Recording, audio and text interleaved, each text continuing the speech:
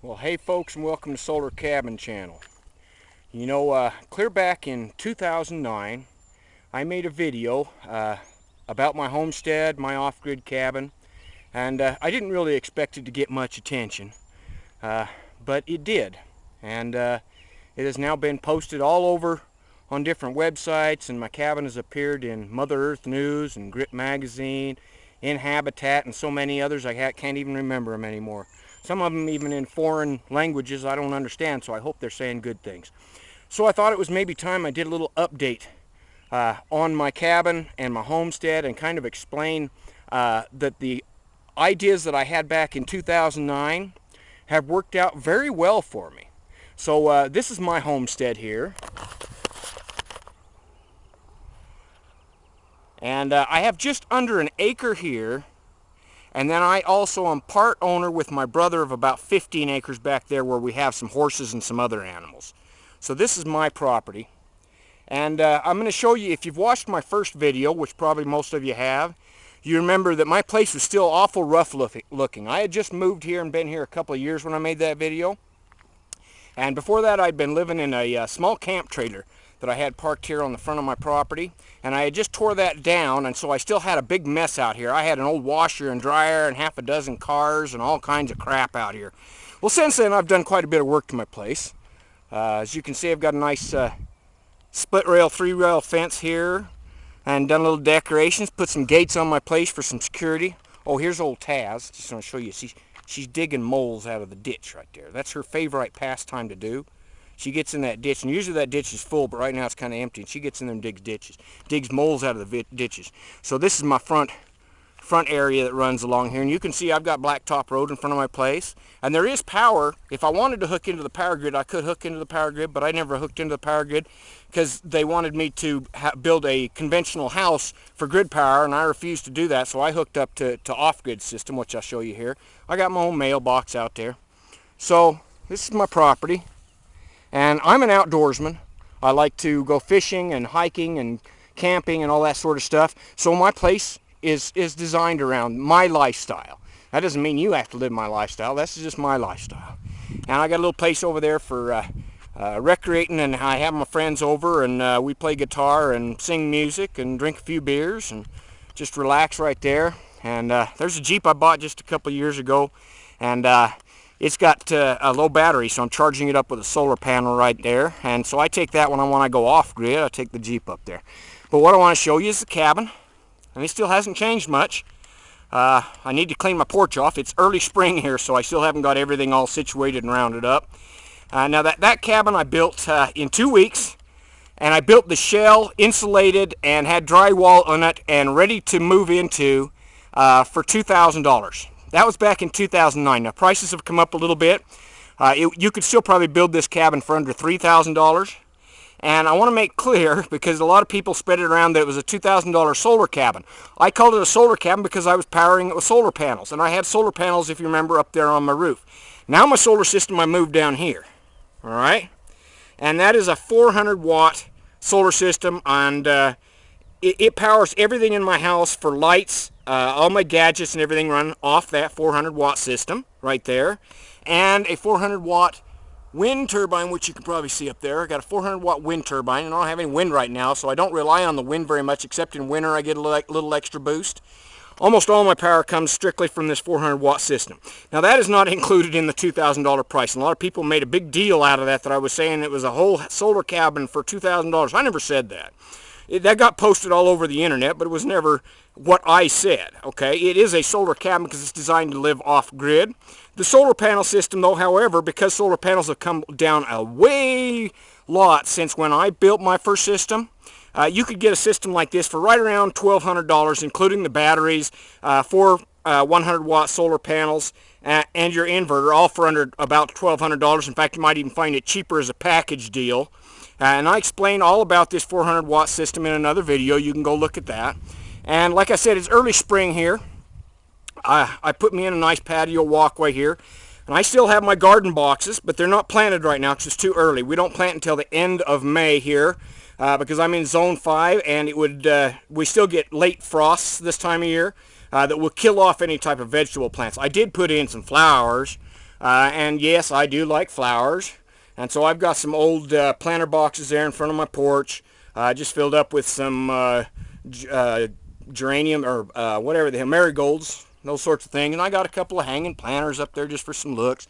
And you can see I've kind of got a mess on my porch because I'm kind of getting arranged for spring, and I've been doing a lot of work. I just took the plastic off the porch because I put plastic all the way around this porch to act like an enclosed dead air space, and that helps warm the cabin and keeps the cold breezes from coming in. So I'll back up here a little bit and explain about the cabin. This is a 14 by 14 cabin. 14 by 14, and it's just about 14 feet up to the peak. Now, I will do another video on the interior. I haven't cleaned up the place yet, so you're going to have to wait for that. But this has, downstairs it has a living area, dining area, kitchen and bathroom. Upstairs I've got a real large master bedroom and office and a closet up there. And for two people, this is plenty of room. You could actually, I had my son come out and live with me, and three of us got along just fine. We didn't bump into each other or anything like that. He slept on the couch, and I slept with my girlfriend upstairs, and we never had any problem with that.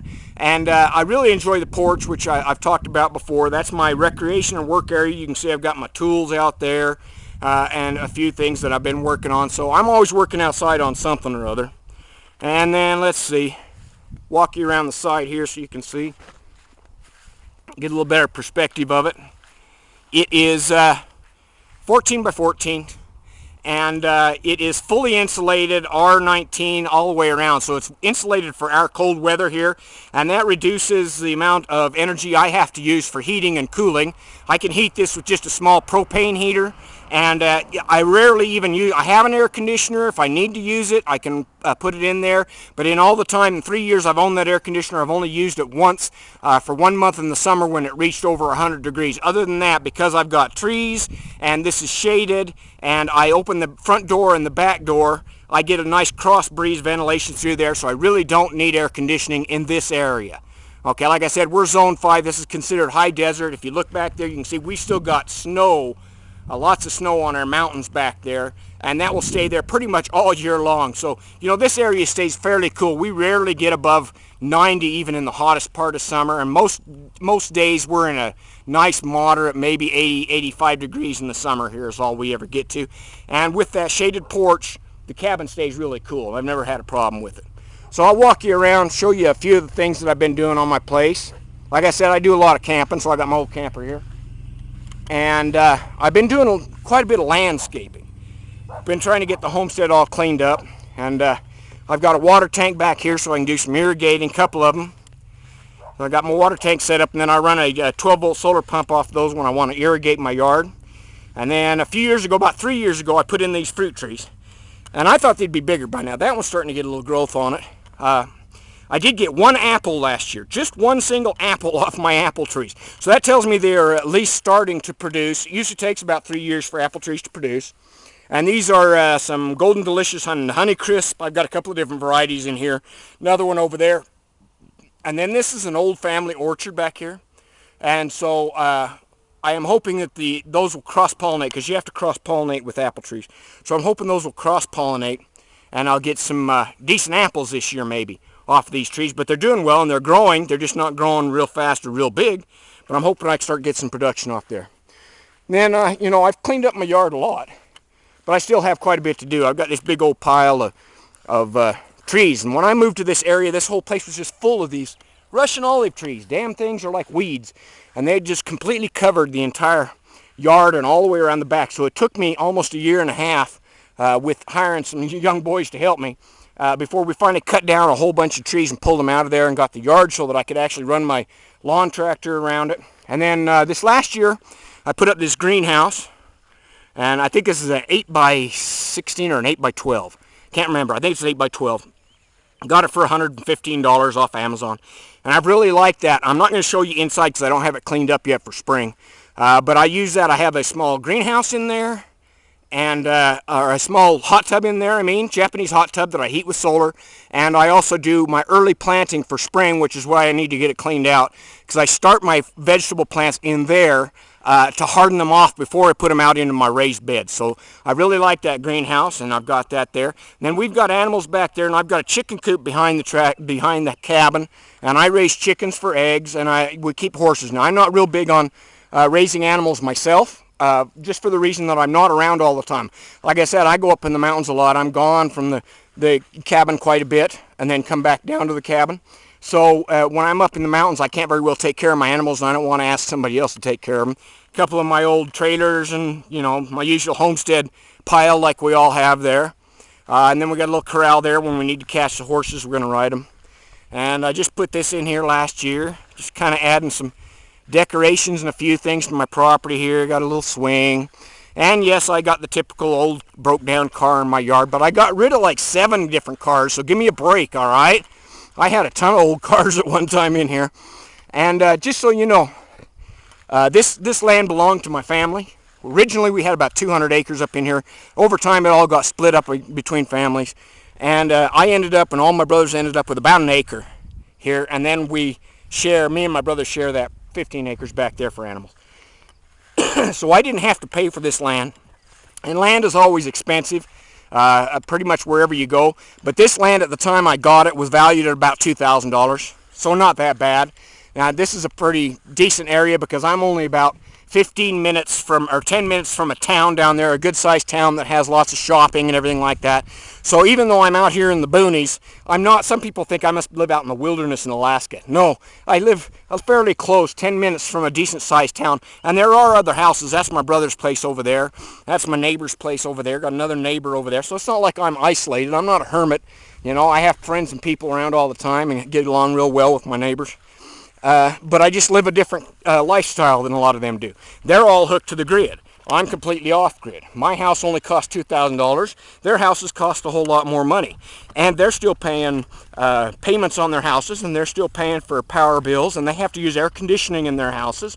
And, you know, that's expensive, where I don't do any of that. So because of that, now, since 2009, it's now 2017, because of my choice in lifestyles, I've now been able to reduce my bills enough that I was able to completely retire a couple years ago.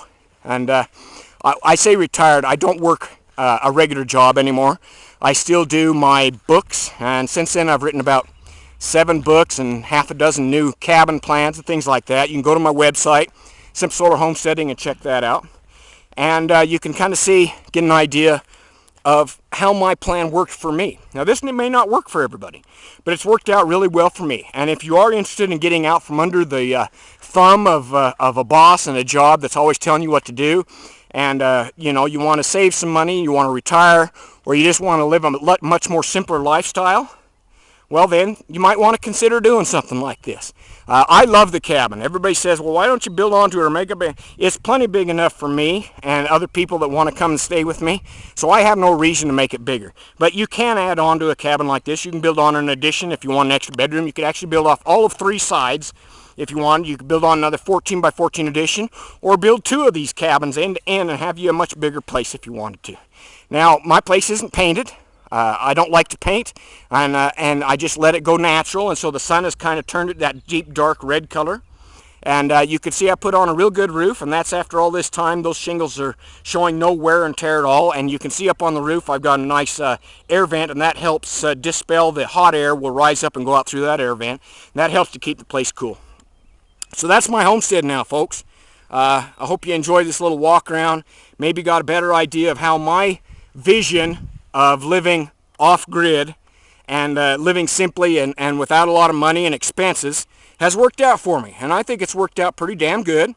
And I hope some of you will consider it. And if you have any questions about it, you can put them in the comments, and also visit my website and see the other cabin plans and other things that I have there. Grab yourself a package deal on my ebooks. It's only $10. And that's simplesolarhomesteading.com. All right, folks. I hope you enjoyed this little walk around my homestead, kind of update on what I've been doing around my place. And I plan on making a lot more videos this year, so please do subscribe to my channel. Have a great day, everybody.